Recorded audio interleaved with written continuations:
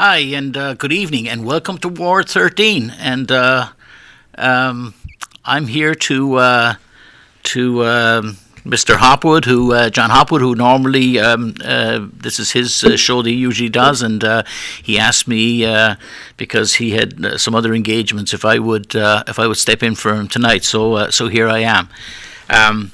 Just as a bit of, and my name is Jim O'Connell, and I'm very happy to have you here. The call-in number is 640-3091, and I do a show on Manchester Public Television called Education Matters, and so the thing that I am probably most closely identified with to people in Manchester is on issues of education, and I've been, I guess, agitating for public schools for many years now, and I've used the platform here at Manchester Community Television to do it. The show that immediately before this, if you wanted to know how it works, we are live. If you're watching on Tuesday night the 14th, you're watching this live at just after 7 o'clock. Usually you can tell whether you're watching live or not because the phone number is on the screen during the period where the program is live. And again, this call-in number is 640-3091. And then these shows get repeated at various times during the week until the following Tuesday. So if you happen to be watching it on some other afternoon, evening, or morning, then you're watching a repeat. And there are quite a few repeats that go on. I don't know if it's 5 or 6 or 7. Sometimes if you're checking the channels at 6 a.m. on a Sunday or something, you might find something on. So we have an incoming call. Let me grab that. Hi, caller. Go ahead. Hello. Hi. I was just wanting to hear your take on what maybe a couple of teachers. Well, I'm a student at Central High School. I want to hear your take on some of what my teachers have said, like Manchester School District cuts corners in a lot of places. For instance, the library at Central High School is closed at 3 o'clock, so any students who do not have internet access at home do not have the opportunity to do half the homework assignments that are done online. Another thing that I've heard is Manchester School District relies on private entities like YMCA or Boys and Girls Club because people won't do their homework at school, and so Manchester School District relies on the private entities. So I just wanted to hear your take on that. So let me ask you, caller, if you were, if you had the opportunity, or do you think that especially kids who don't have internet access at home, that if the library was available, say until 5 p.m., do you think that students would avail of it? 100%. I think. Well, personally, if I have a paper to do the next day and I need to print it out, I can't because classes end at 2:55, and I have 5 minutes to get to wherever I'm going, print out my paper, and then get out of the library by 3 o'clock. Otherwise, you just can't do it. So, realistically, you can't print out even a paper after school. Everything's closed down. And I think that's partially because of the lack of teacher contracts, but maybe there's some solutions. Okay, all right. And you currently go to Central High School? Yes. Okay. And I saw your Education Matters, and Mr. Sapienza and Mr. McCafferty, they both were talking about non-white education and opportunities.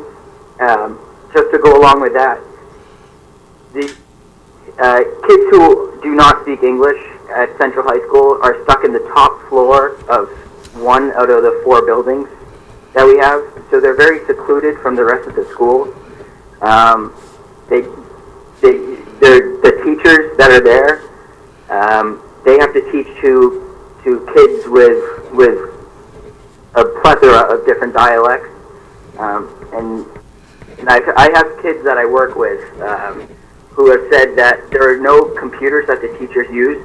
They use chalk on the chalkboard, which is a 20th century concept. It's what school district in New Hampshire uses chalkboards right now? And who uses chalkboards? What's that? What teachers are using chalk on a chalkboard? The teachers that teach the non-English speakers. Okay. They draw pictures. Okay, so caller, this is all very interesting. I'd love for you to give me your contact information sometime. I'd love to follow up with you about some of these topics. So if you want to leave it with the person at with the producer, that would be great when we go off. Okay. All right. Thank you. Thank you. I think. Well, I'm just one of many thousand high schoolers and one of many thousand Manchester School District students. So if you can isolate one student and just get their take, you can get so much information. All right, we'll try to do that. We'll of one student at one high school. All right, thank you, caller. Yeah, okay, goodbye. Bye. All right, interesting perspective from a school student. So that doesn't make a lot of sense to me, and I'd heard this before that the libraries in the high schools are not that accessible to students. I mean, during the day, students have to have a reason for leaving class, and they have to get class passes, etc. And I wish we had had this call when I was starting to say earlier on that we had in my program that was on earlier on. We had three guests who were Mr. McCafferty, the principal of Hillside Middle School, Mr. Bill Krantz, the principal of McLaughlin Middle School, and Mr. Phil Sapienza, a teacher at Hillside. And we were talking about different things that would be wonderful to, even though this is a high school issue and they don't happen to be high school people right now, but it would be interesting. But with regard to the EL program, that's the English Language Learners programs, I have heard these complaints before also that children in Manchester who are in the EL program are segregated. Now, that's a kind of a loaded word to use, and people get their backs up about it.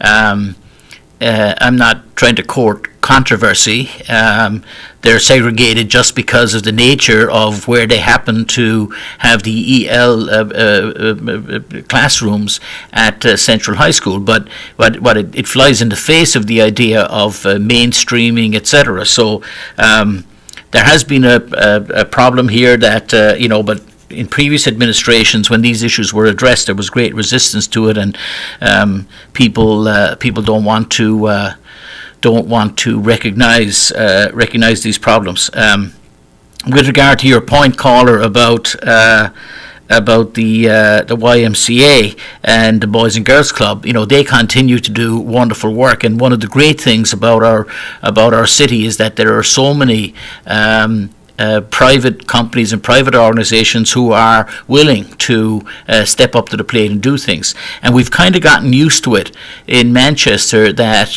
we have private charitable organizations doing things in our schools and outside our schools and after schools, etc. And we lean heavily on the benevolence of the philanthropic community and the business community, etc. And in our conversation earlier tonight, as our principals pointed out, the Board of Mayor and Aldermen and the school boards, and not just these current ones but successive ones, frankly have done a woeful job of funding our schools. And instead of turning to the people and explaining that we need to do a better job of managing our schools and funding them properly, we choose to flay around looking for programs and partners to help us in various ways.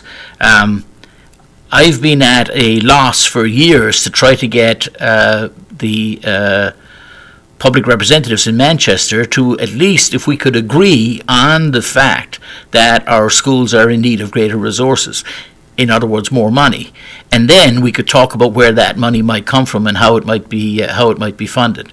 To that end, by the way, there's a piece on the Union Leader about. It says that schools are in line for $10 million in special education funding. So this is good news for the city of Manchester, because the article states that, is there a byline on this? The article's from today, from Dave Solomon in the Union Leader. Some of this is older news, but it's good to see it confirmed on here today in the Union Leader.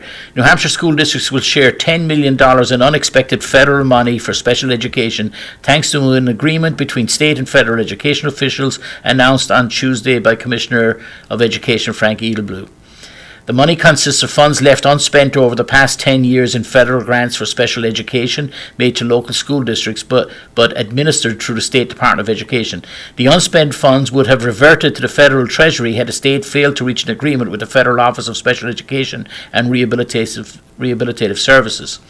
Special education costs put huge pressure on New Hampshire school district budgets, but districts have not always been able to use special education grants provided by the federal government, Edelblut said.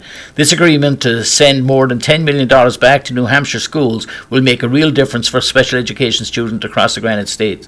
Well, just to be clear, this is $10 million that was unapplied for, that was sent to New Hampshire and didn't get spent on special education over the last 10 or 12 years.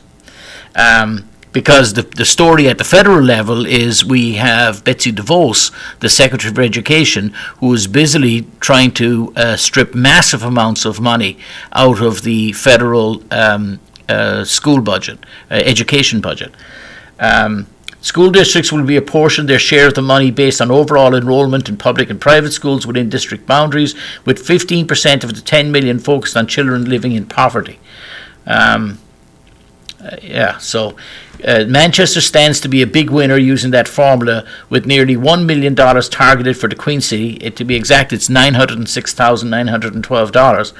Nashua is in line for $704,000, while a small school district like Marlow will see around $2,000, and there's a full list attached and available on the Union Leader website. The terms of the agreement laid out in the April 9th letter of Edelblut from the Federal Director of Special Education Programs require the state to change the way it accounts for special education grants to comply with federal regulations. The state will now have to include children enrolled in private elementary and secondary schools when calculating school populations for special education funding. That change would have caused some districts to lose some of their current funding, but Edelblut said the Department of Education would use state money to hold all districts harmless. The federal government has also required the state to change the way it accounts for the special education grants it distributes to local school districts. Blah, blah, blah, blah, blah, blah. The transfer practice has been used by the Department of Education in New Hampshire for at least 12 years and resulted in the state reallocating funds to local school districts in a manner inconsistent with the Individual Disabilities Education Act, IDIA. It also points out that with so many different grants in play, not all school districts in the state were aware of the full amount of federal special education money available to them. I can tell you, in fairness to Manchester, that Manchester, when this came to light last year, it was discovered that that money had been unapplied for, and in a piece of news that should be welcome to Manchester taxpayers, it turns out that the Manchester School District had in fact applied for its funds fully. The transfer practice was first identified in 2016 audit by the Federal Office of Special Education. The state has until early July to recalculate special education grants, and also by that time the state will have to prove to federal officials that it has developed an internal controls, etc. The state receives about $43 million a year from the federal government to support students with disabilities under the Individual Disabilities Act. Now, by the way, that $43 million represents about 17% of the cost of special education. and it's been a bugbear that the federal government has only funded about 17% of the cost of special education. At the time that the bill was originally passed, the IDIA Act was passed, the plan was that the federal government would fund 40% of special education with states making up the remainder, and that of course hasn't happened.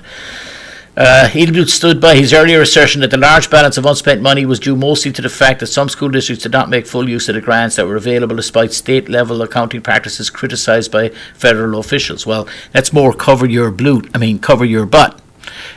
Excuse the pun. It wasn't the fault of the State Department of Education, it was the fault of local schools. But the federal government actually said it was the fault of the state, but never mind, more finger pointing. The districts had full access to the grants and they were not spending the funds, but I'm less interested in who's at fault. To ensure the school districts make the best use of all available special education grants, the Department of Education, that's the Federal Department of Education, will be hosting the State Department of Education will be hosting a series of webinars over the next 2 weeks. So after all of that, it turns out that's an additional $1 million for the school district in Manchester, which is very welcome, given the fact that we have the challenges that we have. Under a bill passed by the House and Senate in New Hampshire last month, the city of Manchester will receive an additional $3 million or $3.4 million in this current year if that bill is not vetoed, which it might be by Governor Sununu. But it would receive in the second year, because we have a biennium, a 2-year budgeting process in the state of New Hampshire. In the second year, Manchester would see a $19 million additional inflow of monies from the state, and this would be, it would be a wonderful thing for Manchester. It wouldn't bring us anywhere near the state average spending on schools, but it certainly would be a help. So if you look at what $1 million will buy you, so to speak, and you look in terms of $19 million, $1 million represents roughly 20 teachers. That's a calculation of around $50,000 per teacher per year, because that's earning at the 35 to 40 new teachers coming in, earning at the $35,000 to $40,000 per year range, and another $10,000 in benefits, health, etc. And that's where that average of $50,000 per teacher comes from. So a $1 million increase represents 20 additional teachers.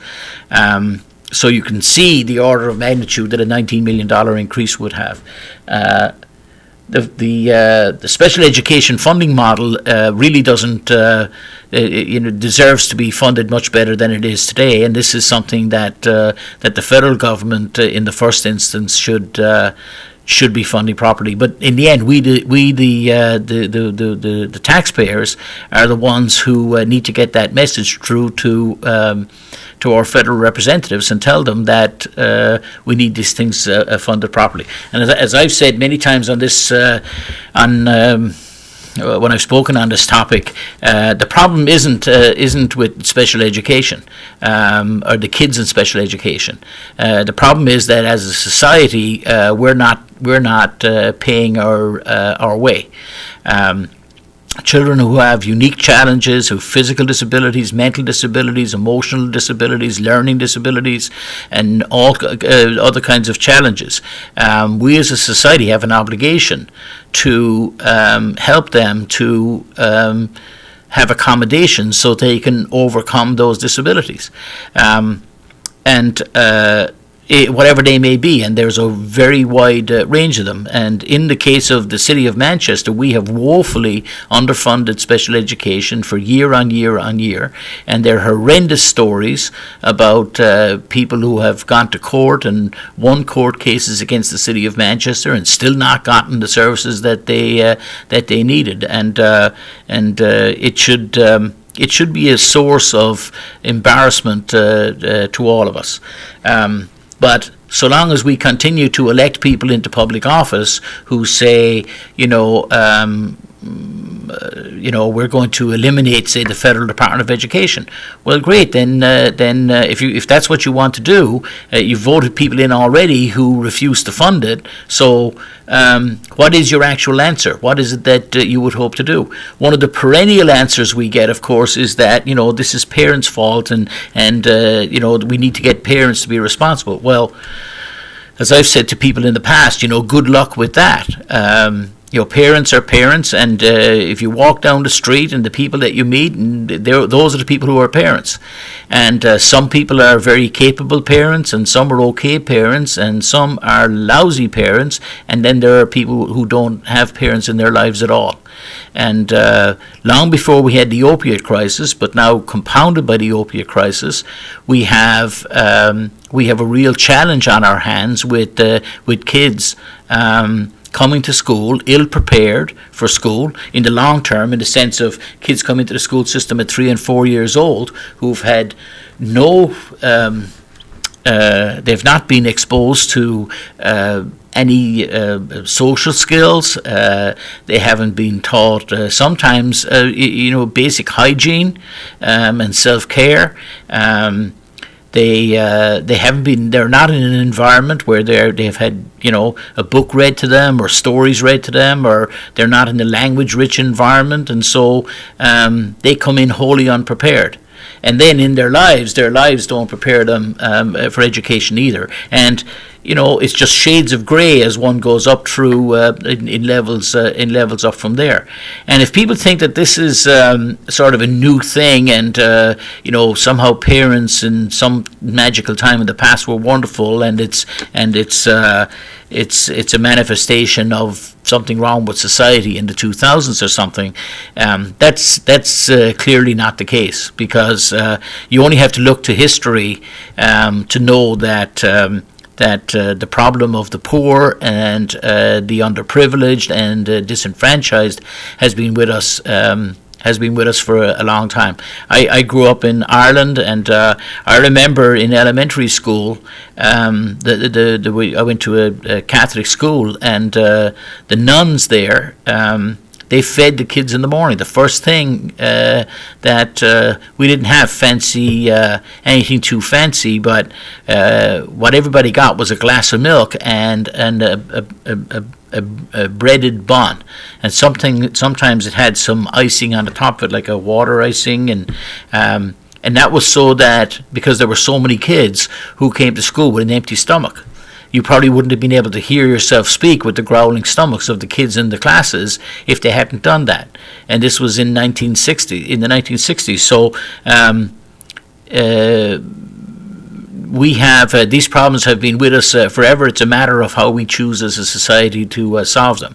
And in Manchester, despite the success of our city and the wonderful things that are going on, and etc., we continue to have these challenges. And it is immoral, actually, that the city of Manchester funds its schools less well than any other school district in the state of New Hampshire. What it means really is that those who can have chosen to turn their back on those who can't, and don't feel guilty about it, because they don't want to be told about it. They don't want to be reminded about it. They don't want to be accused about it. They want to go about their lives and chat to each other at the at the tennis court, and have their meal out, and drive their nice car. And it's like don't ask, don't tell.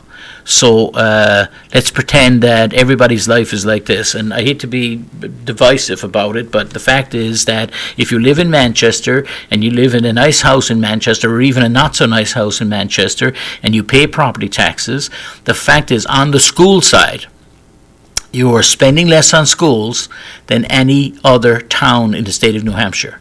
And it seems that many of you are okay with that. Despite the fact that someone like me or principals or teachers could tell you what this means for children, you seem to be okay with that.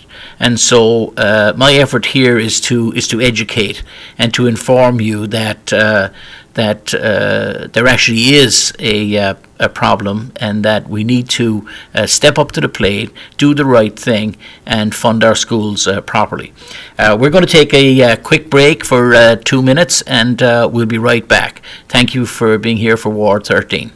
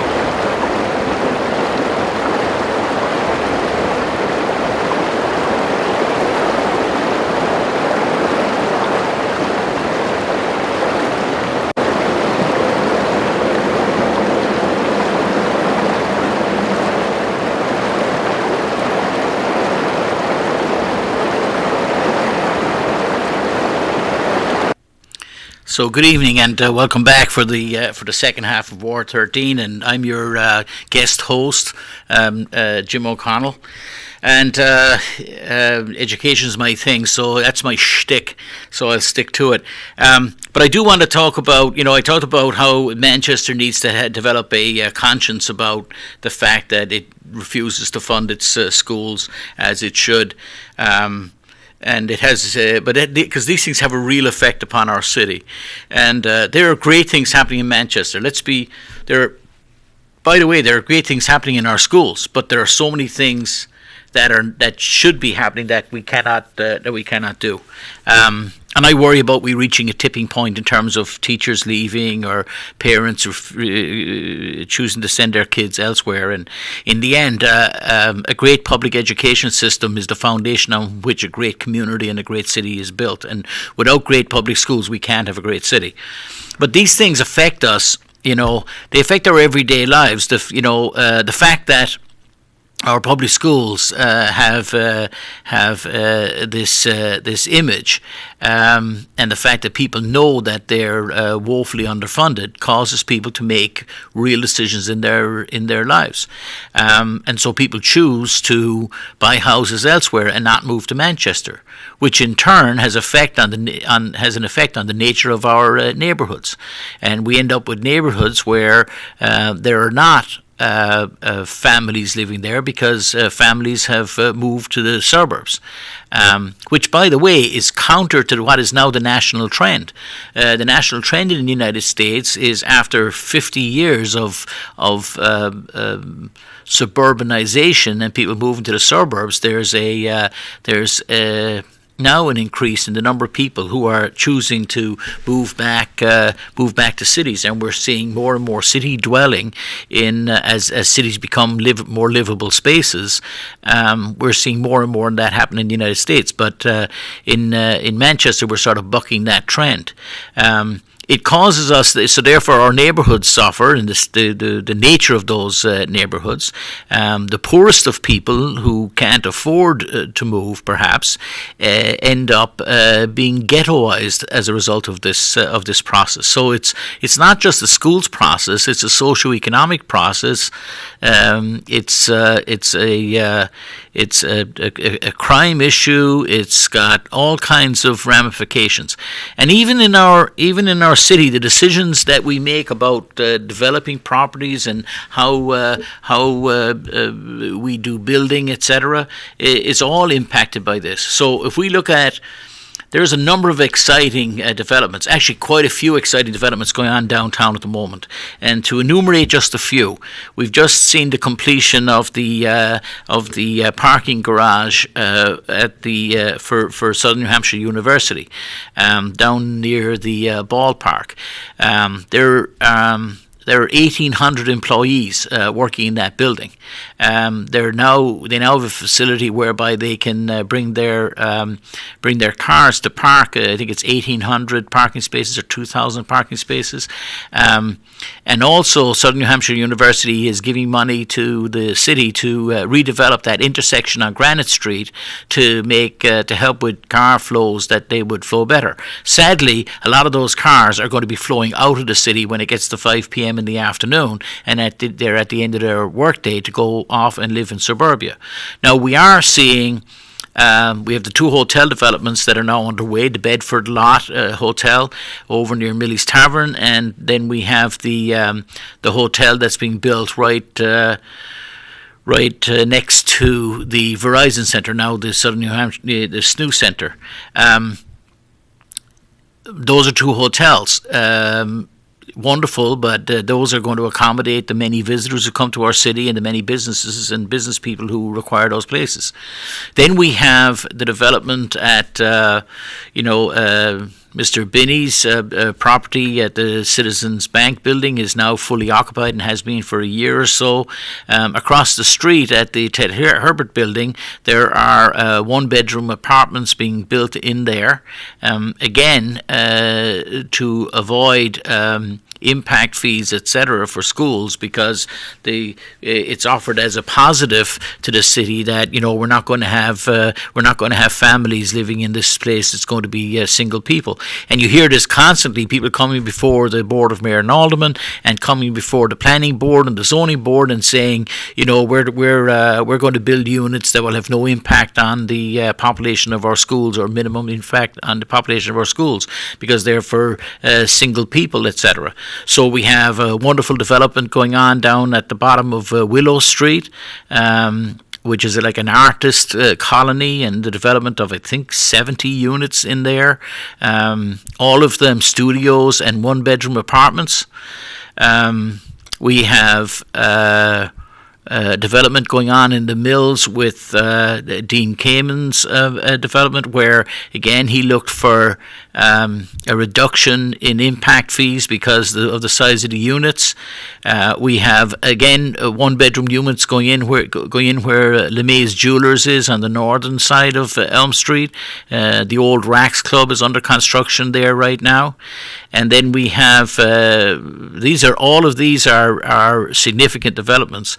And then we have the demolition of the old Sears building across the road from Market Basket on Elm Street, where there are more units being built there again. But what these have in common is that the majority of them are for single people, or what they call DINKs, double income, no kids. And it just seems farcical to me. I think that's wonderful that we have some of this accommodation. But it's like if you were building a whole city on Mac Mansions, or you're building the whole city on, 4-floor walk-up tenements, or you're building nothing but, so the idea would be to have an array, a variety, a spread of living accommodations. So you're attracting into the city of Manchester families, the elderly, the young, the double income, no kids, the single people, the people just out of college, there should be that's what a healthy environment would be, and our concentration on being very, very cautious about doing anything that might add to our school costs means that we make planning decisions that are skewed just by our school issue. So there's one example of where our schools have a distorting effect on our city.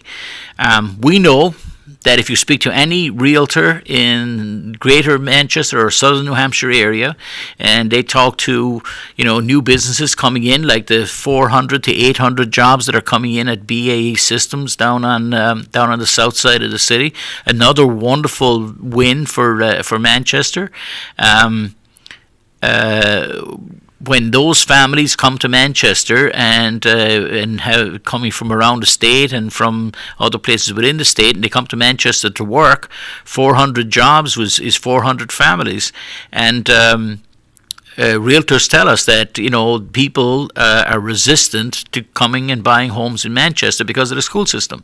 So anybody watching this program tonight or listening to me who owns a property in Manchester, or has ambitions to own one in the future, or lives here, or has an investment in a property in Manchester, every day that we don't solve the school problem and invest in our schools is a day that your property is not going to increase in value in the way that it should. As a property owner myself in Manchester, that causes me no end of grief, because it's just a self-inflicted wound. 20 years ago, Manchester was named a number of times as one of the top 5 cities to live in the United States. Back then, we were funding our schools, but we never funded them to a huge extent and that we were the highest in the state or even at the middle in the state. But of the 180, 160, whatever number of school districts they are, we were in the bottom 10 or 20. So at least we were, you could say, with economies of scale, etc., then maybe we had some of the benefit of that, even though we had an expensive population. But what didn't happen was when you went on Zillow, if Zillow had existed then, you clicked the mouse on it and it came up and said, school class size is the largest in the state of New Hampshire. The fewest number of teachers per pupil of any state in the state, any town in the state of New Hampshire. Average spend on students lower than anywhere else in the state of New Hampshire. And people say, if you were moving to Texas or Ohio tomorrow, and the town that you were going to bring your family to go to school in, and you looked at those statistics, you just looked to the town next door. You just moved to the next town. You see the different numbers, and that's where you go. And that's happening to Manchester today. And the Chamber of Commerce is late to the table, but at least they're here now at the table, fighting to make this change here. And the biggest obstacle to solving this problem today is our current Board of Mayor and Aldermen, who refuse to do what might be politically risky, but to explain these facts to the people of Manchester and say it's very simple stuff. This is not in our best interest not to fund our schools properly. It's not in our best interest to have our schools have a reputation for being the least well-funded schools in the state. It's not in our best interest to have teachers not having a contract for now going on 4 out of the last 7 years.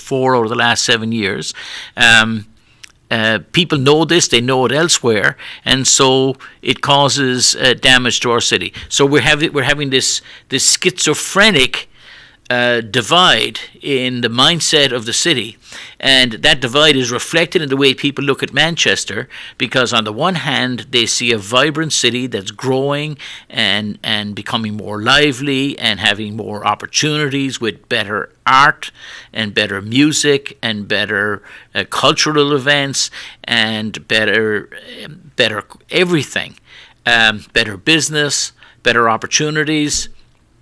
And they see all of that and they say, here's this gem of a city that's blossoming here on the banks of the Merrimack River, and what a wonderful place to go and live. And you'll hear this about people talk about Burlington, Vermont, and they talk about Portland, Maine. But when I hear people talk about Portland, Maine, and they say what a wonderful place and they've done a great job transforming it, nobody says, yeah, but have you seen the schools? Yeah, their schools they're defunding their schools. They spend less than everybody else in the state of Maine in their schools up there. It's just not right. The teachers are demoralized. They can't pay them a proper wage, and the school board up there is fighting with the mayor and aldermen have got their backs turned. It's awful. So yeah, it's a great city, but it's awful. Well, that's the perception of Manchester. You go over to the seacoast, you go over to Keene or go up north of Manchester, and what do you read on the paper and what do you hear? You hear Manchester, great place, exciting things happening, businesses moving forward, lots of wonderful things, great place to go and have a meal nowadays. People come from all over southern New Hampshire and they come into Elm Street and the streets surrounding Elm Street to go to some of the best restaurants you could find anywhere. And they go out to bars and they drink and then they get back in their Uber and they go home. It just has to stop, ladies and gentlemen. It's not right, and it's within our ability to actually undo this. And so that's why education is important.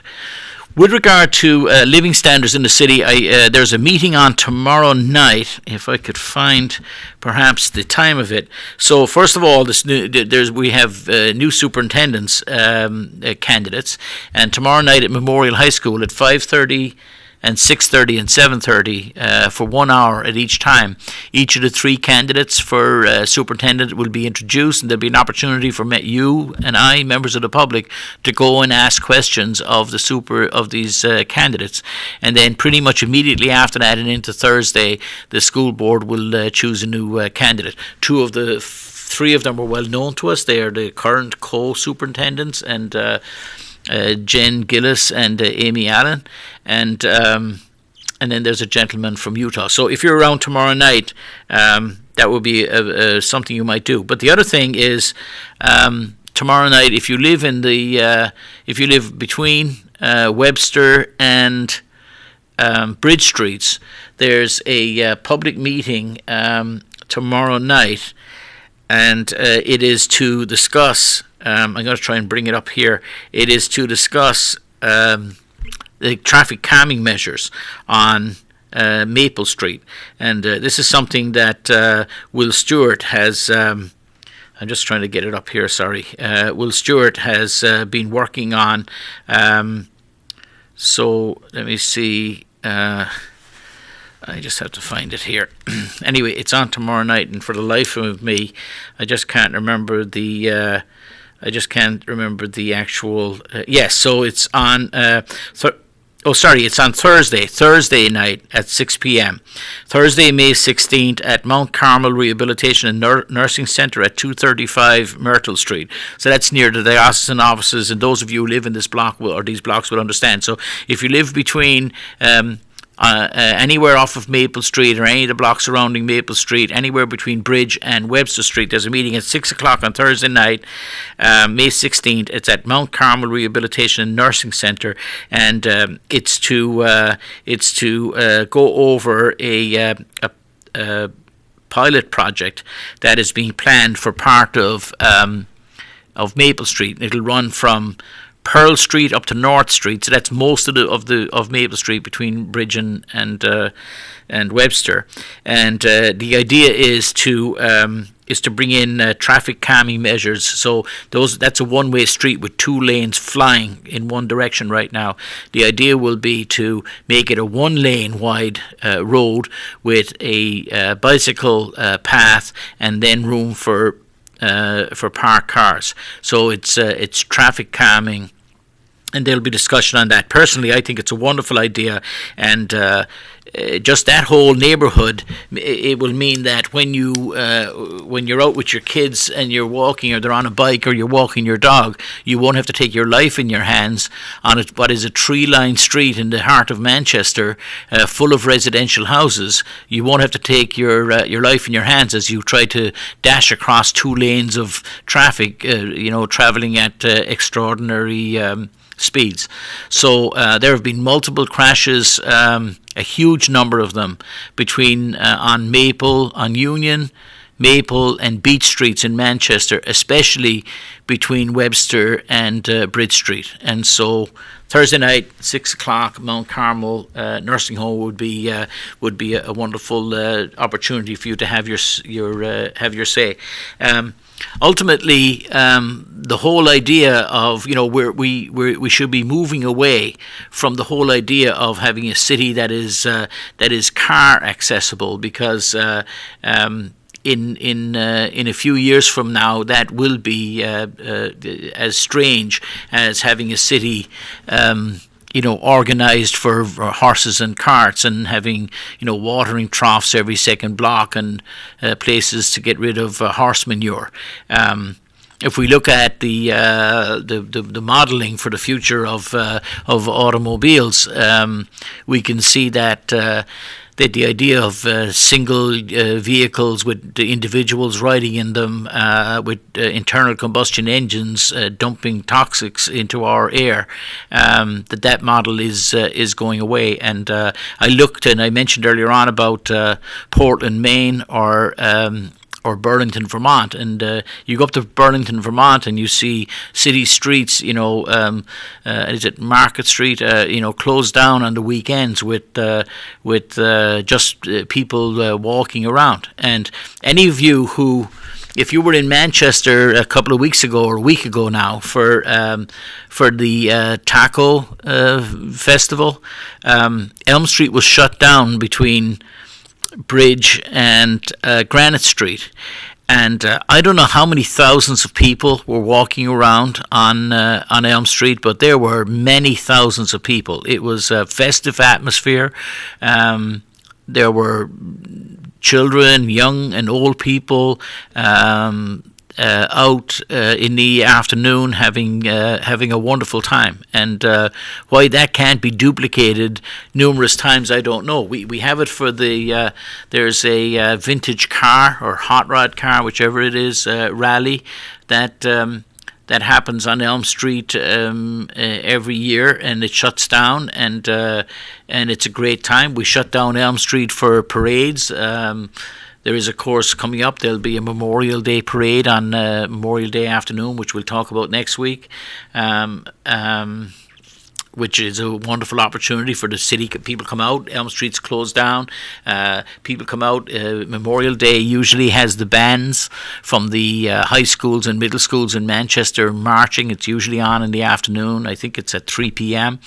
But that's a wonderful occasion, and people are out. And when the parade is going by, people are having some drinks and going to restaurants, and it's a boon. So it's not unprecedented for Elm Street to be closed to traffic and to allow some human interaction to go on there. So I don't know why it can't be done more often and more regularly. And I understand that there are businesses that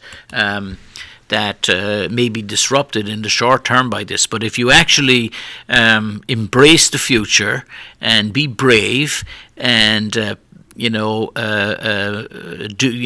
brave enough to do things a little differently. If you look at examples in other cities, in the city of Madrid in Spain, for instance, what they've done is they've created larger blocks. So effectively, if you can imagine a 6-block area, and what happens is that traffic is only allowed on the periphery of the 6 blocks, and the internal streets, that's 3 blocks by 2 blocks, the internal streets between those are fully pedestrianized full time. And so on those streets, you've got cafes and restaurants and bars and barber shops and eateries of various kinds. You have a whole different element of business, and people are attracted to it. And it has a whole different ambiance. It has a lived-in ambiance where neighbours get to meet each other, and it's much different than sitting on the side of the sidewalk trying to cross a street with cars, flying by, going to no particular place in particular. So I think I'm hopeful that this plan that is being put forward for a part of Maple Street first as an experiment.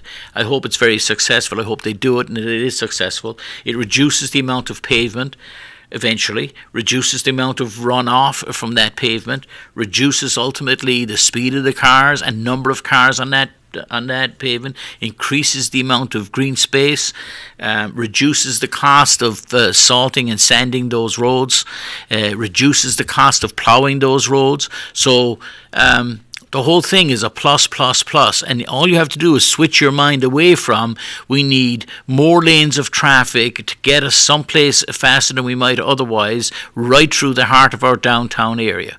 It's an abomination. It should never have happened in the first place. We allowed it to happen for the last 50, 75 or 80 years. We can undo that which we did. Like many cities, the city of Manchester thought, along with the federal government, thought it was a wise thing to take a federal interstate and run it down the north to south, down through the heart of the city, dividing the city of Manchester east and west. A city that had been divided by a river, but we had the good sense to put lots of bridges across it. And then we come along in the 1950s into the 1960s, and we build an impenetrable monstrosity of an interstate right through the heart of a city. If you were planning this today, what would you do? You'd run that road around somewhere outside the city, somewhere on the edge of the city. You do it like maybe how 93 is done on the eastern side of the city. But the idea of running it through the very center of the city just doesn't make any sense at all. There was a riverbank on that side of the river which could have been used. You could have had a full length of river, narrow but vibrant, walkable paths and parkway. But I guess it'll be a long time before we'll be able to move an interstate out of the heart of our city. But there's no reason why we can't have traffic calming measures and to take back our streets in the city of Manchester and make it a more livable and I think ultimately a happier and peaceful and quieter and funner place to be. So that's a lot of stuff on that topic. But there is a meeting on Thursday night for those who are interested in this particular issue. And as I said, the superintendent issue for the schools is on tomorrow night at Memorial School. The last thing I'd say to you as we come to an end is that all the issues with our city and our schools and everything else can be repaired and fixed and undone, and we can do better if we are careful about who we choose to elect into public office. And I respect those who run for public office. I'm grateful to them for the time that they give. But we need people with an ambition for the future of Manchester. People who don't look on it as being past its best days. I know it sounds jingoistic, but Manchester clearly has a very bright future, a future that wasn't maybe visible 10 or 20 years ago. And in some of the dark times when I came here first in the very early 1990s. It was a pretty dour and depressed place. Today, it is a vibrant community, and I feel proud to invite people here all the time. And I visit Elm Street. I'm very happy to visit Elm Street, albeit that we have some problems with vagrancy, etc. But I love the city of Manchester. I love the vibrancy of the city. I love the life in the city. There are great people in the city of Manchester. We have a hell of a lot of great things going on, and we just need people with newer mindsets to embrace those things and say, hey, we can take everything that we have and we can work upon that.